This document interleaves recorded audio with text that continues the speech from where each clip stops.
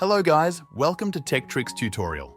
In today's video, I will show you how to turn on dark mode in Google Docs. First, open Google Chrome on your desktop. In the search bar, type docs.new and press enter. This will open a new document in Google Docs. Next, open a new tab in your browser. In this tab, type Google Docs Dark Mode into the search bar and press enter. From the search results, look for the Chrome Web Store listing for a dark mode extension. Click on it to open the extensions page. On the extension page, you will see an Add to Chrome button. Click on it. A pop-up will appear asking for confirmation. Select Add Extension to install it.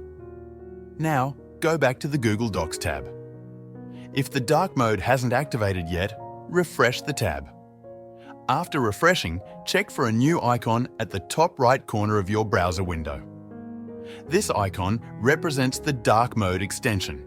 If you don't see it immediately, refreshing the tab again usually helps. Once the icon is visible, hover over it. A drop-down menu will appear, allowing you to customize your dark mode preferences.